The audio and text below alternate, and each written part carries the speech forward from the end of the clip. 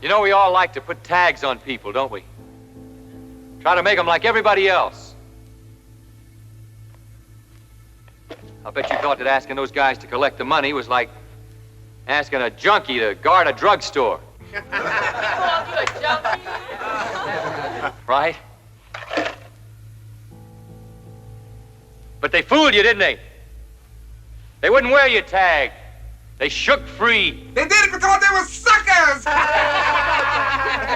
There's nobody in this world that can tag you because nobody knows how you really feel inside. No friend, no gang member, no Deb or Diddy Bopper or preacher or priest or rabbi or social worker or psychiatrist, nobody. Because your mind, your feelings, your spirit are so fantastic it would take a mind bigger than the whole world to understand you. That's why I don't preach religion. I preach about a man. The only one who knows why you do the things you do. The only one who knows what's bugging you, what's eating you. And the only one who has the power to do anything about it. Now I want every ditty bop off, and I want you to listen to me. Go on, take them off. Don't be looking around at somebody else to see what everybody else is doing. Have the guts to be different, to listen for once. Now, I'm making this God's house right now, and this is the pulpit. And I'm going to talk, and if you've got the guts, you'll listen. I'm going to talk about a man. And I'm going to talk about love. That's right, love. That word that bugs you. It's a sissy word to most of you. You're going to see tonight that love is the gutsiest word in the English language. I've got to try to make you understand the meaning of love. Love isn't just something you feel. Love is something you do. It's got nothing to do with weak knees or a fluttery heart. Love is the gutsiest act that you'll ever do, because love is turning away from your hate, and that takes guts. Now, this book says God is love. God looked at the sins in our hearts, all our hearts, yours, mine, everybody's, and he hated those sins. But God turned away from his own hate, and he sent his only son into this world to love us.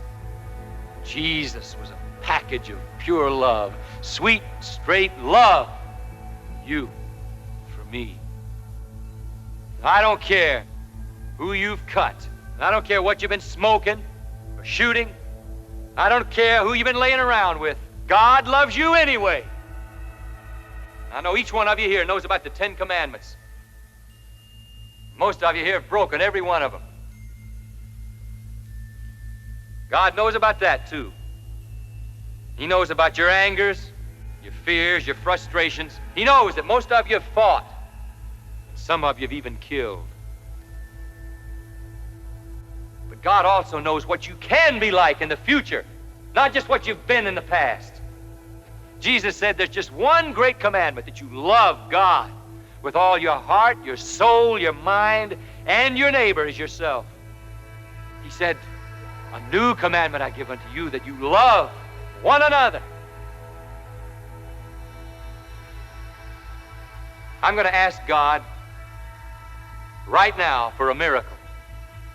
Father, I'm asking you now for a miracle, that in this next moment, these lives will be changed.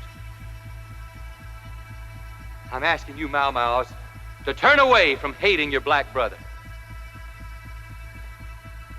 I'm asking you, bishops, to forgive the white man's sins, just as God forgives yours. Look at this, preacher.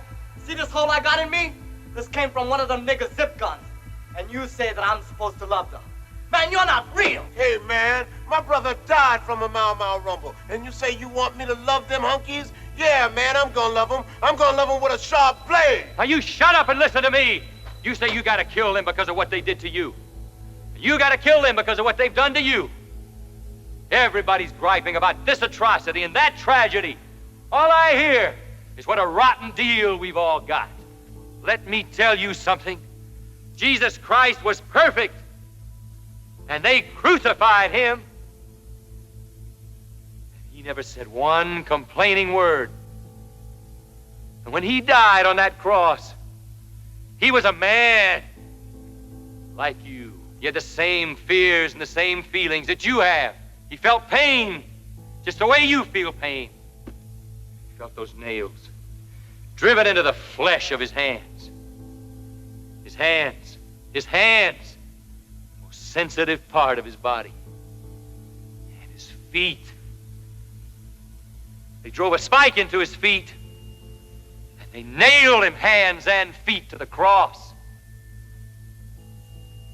And he didn't have to let them do that to him. He could have called out a whole legion of angels to take him down from that cross. He could have slaughtered all his tormentors, but he didn't. He hung there, bleeding for you. And he died there for you, so you wouldn't have to die here today, so you wouldn't have to kill here today. Why don't you stop crying about the sins of the past? Stop paying for those sins. Man, it's all paid up.